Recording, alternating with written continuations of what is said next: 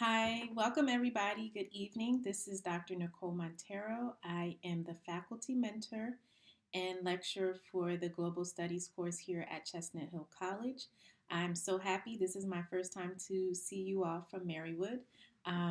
You've seen, we've been watching videos of your lectures with Professor Gannon. We had a guest lecture from Professor Jackie Reich here at Chestnut Hill who talked about contemporary political life in Ghana. And now I'm going to be talking this week and next week about Ghanaian culture and social life. As you notice, you don't see the students here because we were closed this past Tuesday due to the weather. So you all will actually be getting this information before the Chestnut Hill College students because we're going to have to try to catch up and do everything next week because of what we missed. But I'm very excited to see you. Look forward to seeing you all through other lectures and meeting in person. I am a psychology professor in our master's counseling and clinical psychology program here at Chestnut Hill College. And I've lived and traveled and worked throughout different parts of Africa. I was in doing my dissertation research in Ethiopia, and I lived and taught in Botswana in Southern Africa for a couple of years, and I've done a lot of research in West Africa. So I'm very excited about this. So we're going to talk a little bit about Ghanaian culture and social life, just an overview for this first part, and then we'll get into more detail next week.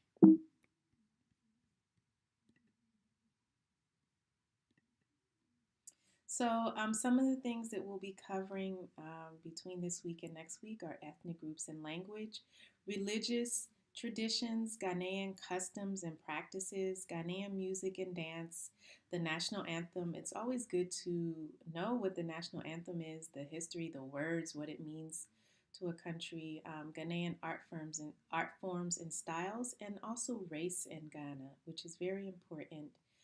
You may think, oh, well, we're going to Africa, so what does that have to do with anything? But race relations are a part of the landscape of any contemporary society, and you've already looked at the the film Heritage Africa, and so you can kind of see the colonial history there. Okay. So I always like to start by talking overall about Africa. We know that Africa is a continent, it's very diverse, but there are some commonalities. One commonality is that it's diverse. Diverse people, terrain, resources in terms of its natural resources. You've gotten some of that from the early lectures about Ghana and the historical Ghana and the topography and geography and so forth. We also know that most of Africa is very multicultural and multi ethnic within a particular region or country. There can be numerous cultural and tribal groups, ethnic groups coexisting and interrelating just in one small area. And multilingual, you'll see that with Ghana. In that exists where there may be an official language that's from the colonial history. But there are hundreds of, in one country, sometimes there can be 100 or more local indigenous languages, indigenous ethnic languages that might be interrelated, but that people might speak numerous languages throughout the day. Another thing that you've seen throughout your histories, your lectures so far on Ghana, but within the context of Africa generally, there's a long, complex history. So you saw the history of the different kingdoms and empires that rose and fell throughout the region, the interaction, the impact of the transatlantic slave trade, the early history, colonial history. So there's this long, complex history of ups and downs throughout most of Africa. There's a legacy of rich culture, and that's something that you'll get to see in a contemporary form just when we travel to Ghana. So there's a rich cultural history and legacy, and there are many, throughout Africa, early civilizations. So it's not just like uh, what life is just something that started or developed in Africa a few hundred years ago. Throughout all regions of Africa, east, west, north, and south, there is a history of early civilizations, and you can see the remnants of that in many countries. And in a sort of the contemporary framework, Africa is modernizing, and in many cases rapidly. It may be uneven. You may be seeing a lot of urbanization um, concentrated in some specific regions of a country where, the majority of the rest of it might be very rural, but there is this modernization that's happening, development through infrastructure, shifts in sort of the job and labor focus, and educational institutions really playing an important role in educating, formal education really still being the um, the gold standard of how people feel like they're going to continue to develop. And so universities are very important. As I mentioned, I was living in Botswana and I was teaching at the University of Botswana, and there were faculty members from all over the continent, many very renowned, that were coming to teach at that university. And the same is the same throughout West Africa. A lot of because the population is continues to grow and is relatively young, you see a lot of entrepreneurship, a lot of sort of focus on how can I develop some sort of enterprise, what can I do to sort of get economic stability, because although Ghana, as Professor Reich mentioned in her lecture, continues to try to, the government is really a part of trying to increase the standard of living and quality of life for the population. Many people feel like they have to take that into their own hands. So you'll see a lot of entrepreneurship throughout Africa, not sort of big corporations, but people either starting small businesses, trades, merchants, women out selling fruits and vegetables.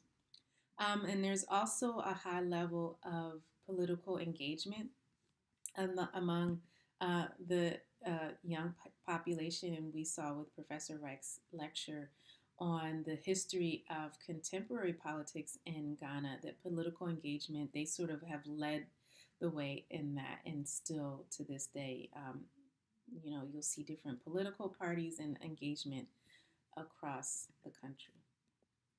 Another important sort of big picture thing I like to talk about is the African worldview.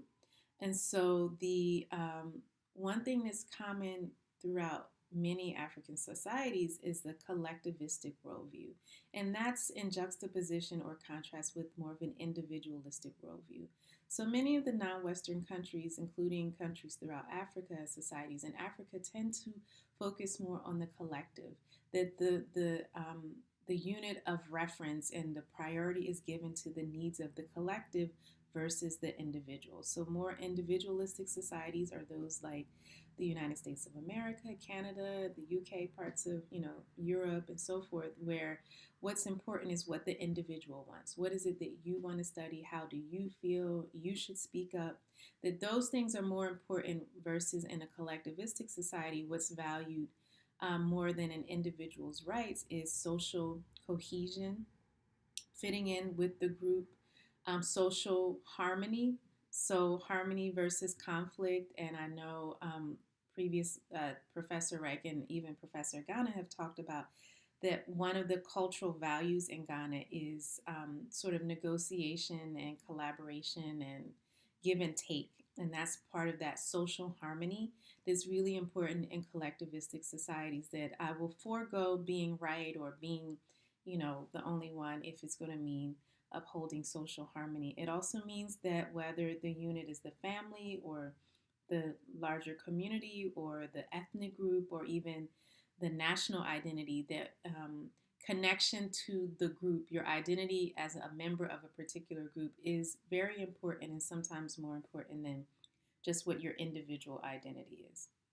Also, within the African worldview, religious and spiritual practices and beliefs are very important. Most societies or countries in Africa are very religious and spiritual.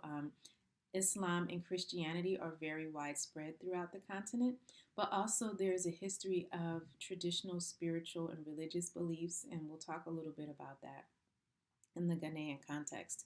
That has to do with connection to the ancestors, or people that came before, and not just worship of one God, but using connection to different spiritual deities and gods and goddesses as a way to communicate to the one big God. And as I mentioned, connection to ancestors, and also the importance of cultural traditions. Even though most of Africa and in Ghana, you'll see, is modernizing, that people still connect to their cultural traditions, the cultural values of their specific ethnic or cultural group, or of the larger country as a whole. So in terms of Ghana, we know that Ghana is a young. Most of Africa is a young population, and therefore Ghana continues to grow.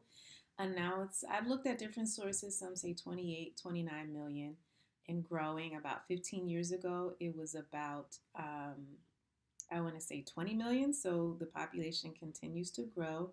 About two-thirds live in rural regions or rural adjacent regions where they still continue to practice agricultural practices, whether it's subsistence farming or agriculture to produce crops for export. Cocoa is very common, and other crops. But so that is sort of, that's the picture of Ghana growing. So at the same time, there's about 50% of people that live in or close to an urban region. So with the ongoing modernization and urbanization and development, you have people in, sort of like urban centers, but you also have people, many people that continue to live rural or rural adjacent and practice agriculture. So that's really an important feature of the life. Most people are settled in what's called the Golden Triangle: Accra, Kumasi, and Sekondi Takora. I always get a hard time pronouncing Takoradi. And we've seen Accra on the coast, Kumasi a little bit up. And so this is what they call the Golden Triangle. This is where most of the people are, but not all, obviously. And speaking of the diversity that you find throughout Africa, this also exists in Ghana. There are many ethnic groups. These are just a list of some of the most common. The largest is part of the Akan family. And, part of what you'll see in West Africa is there might be a name that's used interchangeably with another name. There might be sort of a larger umbrella ethnic group. So in some parts of West Africa, it's the Mande, and then they'll say Mandinko and Malinke and Sarahole. So it's part of a big umbrella group. And we've learned about the Ashanti kingdom. So, this is all connected. The Akan or Ashanti ethnic group also connected to the Fante. This is about 45% of the population. So a really significant part of Ghana associates with the Akan, the larger Akan ethnic group. Another smaller, but has a pretty large minority, the Mole Dagbona, and I'll show you a picture in the next group. They are more in the north of the country, and then the U, about 12%, is a historical. It has a long history in the country, dating, probably one of the very original ethnic groups or tribes in the country. And so these are also the common languages when we talk about language. And so also in the southern part, there are more groups. So the Akan, different groups associated with the Akan in the south, or central and then south. In the south, you see the Ga. And so the Ga and the Adangme are sometimes mentioned together as sort of one group, maybe that had two separate roots and then came together. And then so sometimes you'll see them mentioned separately or sort of as one connected group. Also, the Guan in the south, and this is considered another very historical tribe from Neolithic Africa, a long time ago, that were there in that region of the country of Africa, in the south of Ghana. Also in the south, the Kayarepong. And then there's some other tribes that are more prominent in the north. So we said the Mole Dagbona, the Gonja, the Dagoba, the Mamprusi, and the Hausa. The Hausa is a nomadic group that's throughout West Africa, not just in Ghana. So they are more in northern Ghana, but you will see them throughout neighboring West African countries, a nomadic group that is not only in Ghana. This is, so remember we talked about in the north the Mole Dagbona. This is a picture, traditional um, clothes, and you'll see, we'll look at some videos of dancing and traditional um, customs among some of the ethnic groups. But this is a picture. So intra-ethnic relations tend to be very good. In Ghana, we talked about the stability in terms of the democratic engagement, transfer of power, as well as the harmony. There's no civil wars and ethnic conflicts that have gone on for years. And intra-ethnic relations are good. Every society tends to have a divide, whether it's due to social stratification or other things. In Ghana, it tends to be that there's a north-south divide, with the north being relatively more marginalized in terms of infrastructure and education. More of the elites, you've been learning about the Cape Coast, and also it was called the Gold Coast. That a lot of that is connected with development in the south of the country. Also, there are migrants from neighboring countries that come. We talk, you've heard about Togo, Burkina Faso, and so forth. You'll have neighboring people from neighboring countries because Ghana is so stable and developing, coming in to work as menial laborers, and they tend to work in the south for the elites. So that's another sort of divide. With language, as we've heard, the national language, official language of Ghana is English. What's spoken is a unique West African dialect.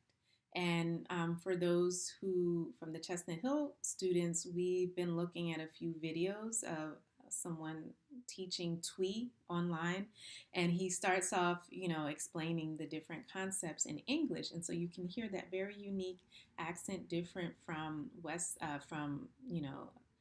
United States, Canada, the UK, different, every place has its own accent, but there's a unique West African dialect with certain words, unique words are thrown in, like chop might mean to eat or to spend, and there's, different words that give it its own unique flair.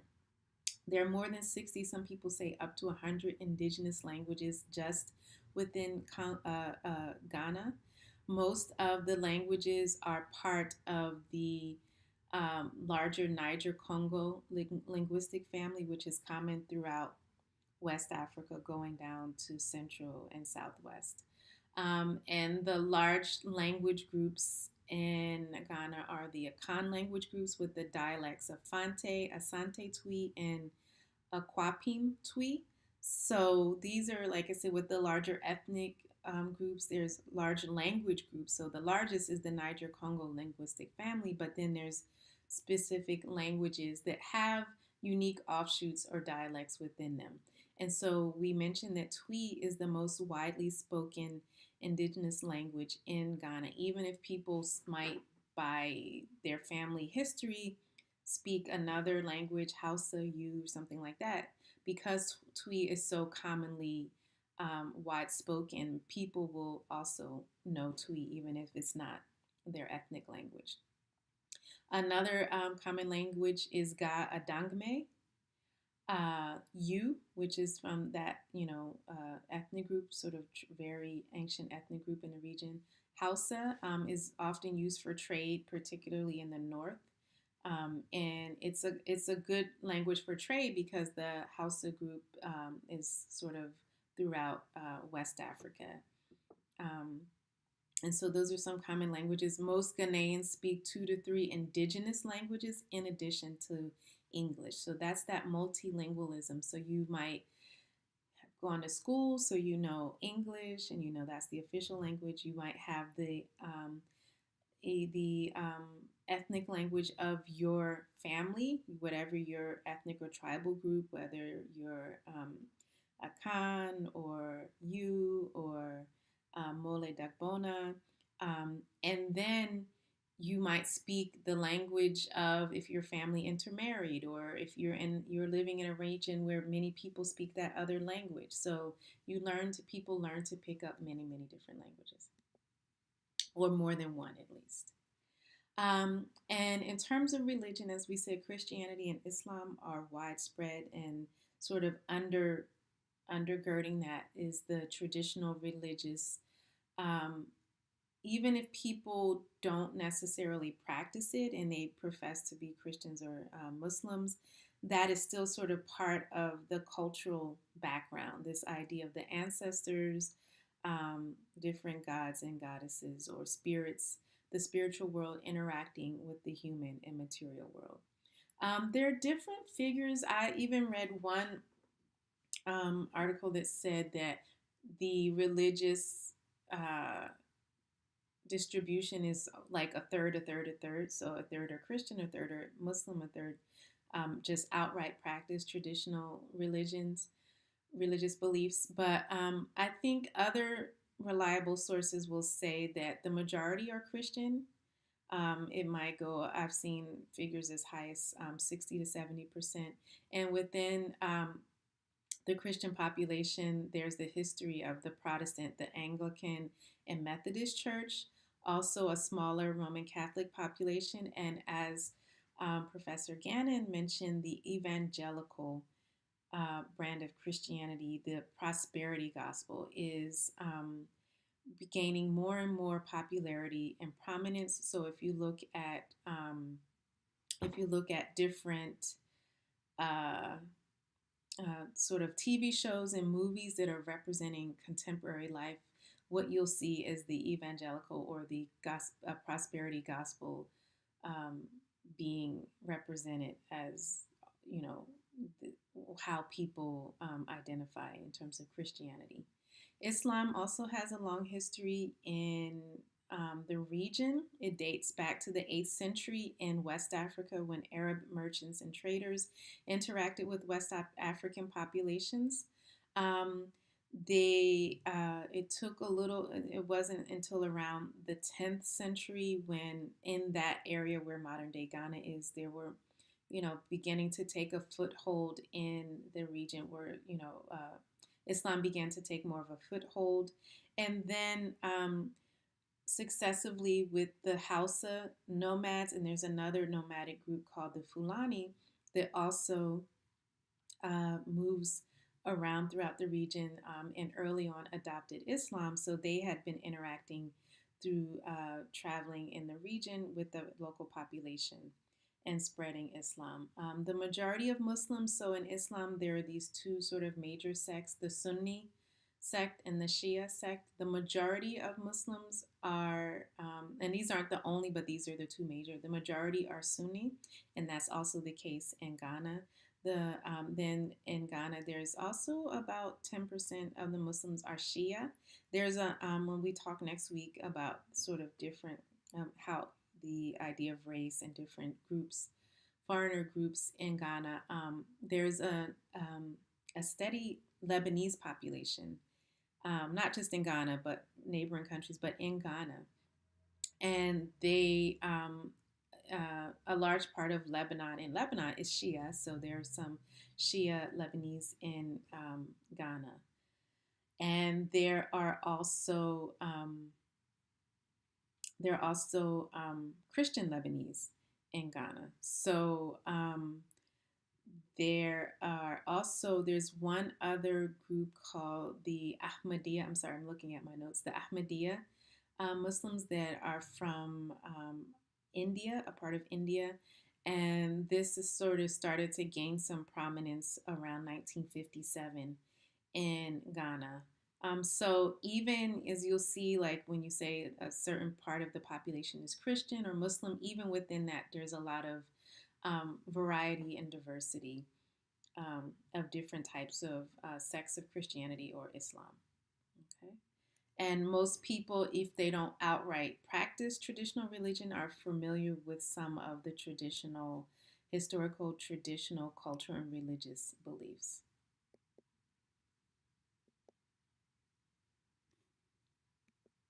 And so, just to go back to that really quickly, as I mentioned earlier, the importance of the ancestors as part of traditional religious beliefs is really sometimes very important. Sometimes there will be customs that call the names of the ancestors, so your direct ancestors that passed away, calling on them for protection, for guidance, um, trying to connect with specific spirits or gods or goddesses that will help you to communicate or get what you need, as opposed to direct communication with God, with the sort of the big God, big G God.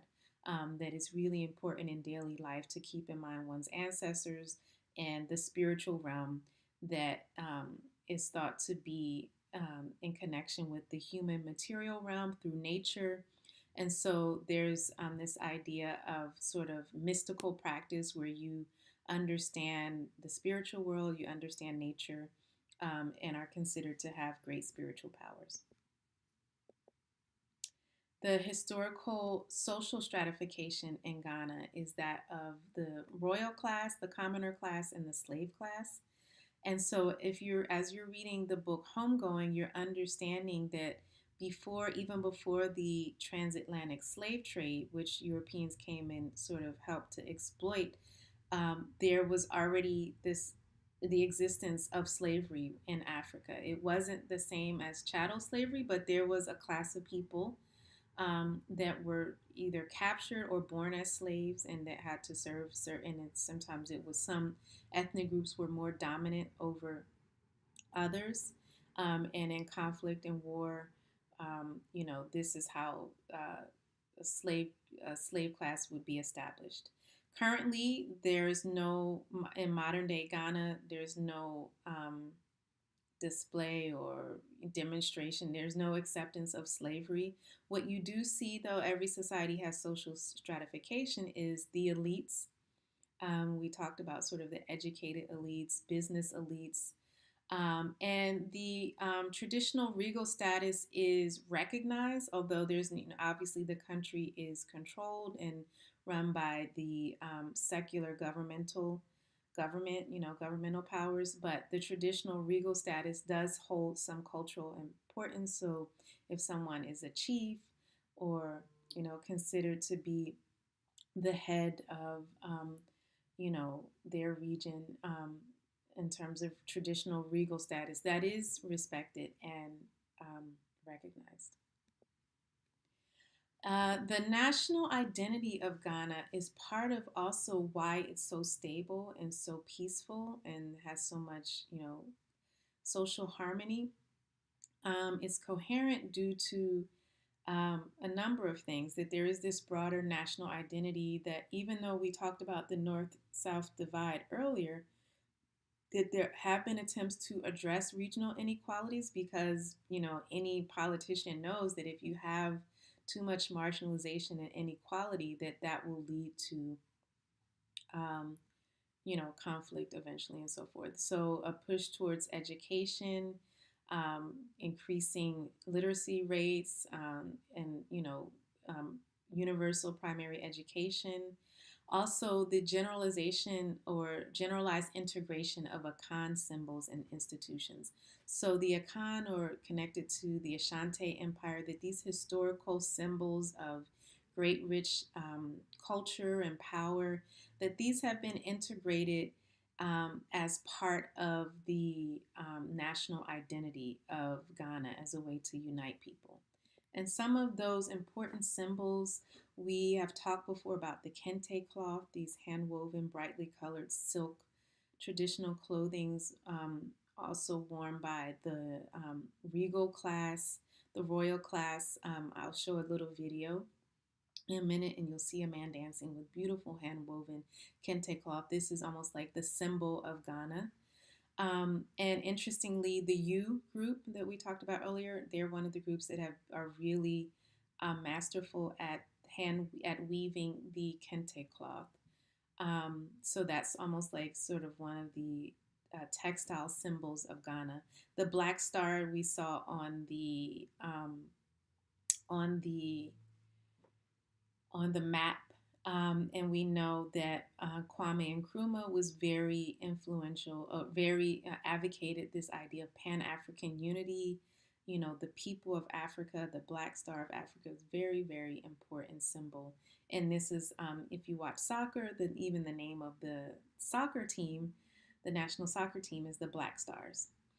From the Akan tradition, some of the symbols that have been incorporated as part of national identity: the ceremonial sword, the chief's stool, the talking drum, and the linguist's staff. And so I'll have some specific pictures in next week's lecture where you can see how these symbols really have been integrated and important even in contemporary life. Okay. I'm going to show that video, but first I want to talk about the Ghanaian national anthem. So this is another of the symbols for any country that unifies the population and instills pride. The national anthem is sung at all state functions and at schools each day. So in the U.S., you remember there used to be the Pledge of Allegiance. I don't know if schools still say it, but this is something that is thought to unite the population. So the national anthem is sung at all state functions and at schools each day, and we'll look at it. And then there's also the national pledge. This is recited or sung, and this is also part of integrating or encouraging national unity, pride, and so forth. So the national pledge: I promise on my honor to be faithful and loyal to Ghana, my motherland. I pledge myself to the service of Ghana with all my strength and with all my heart. I promise to hold in high esteem our heritage, won for us through the blood and toil of our fathers. And I pledge myself to uphold and defend the good name of Ghana, so help me God. So, it's sort of like, when you think of the Pledge of Allegiance. So I'm going to go to those videos.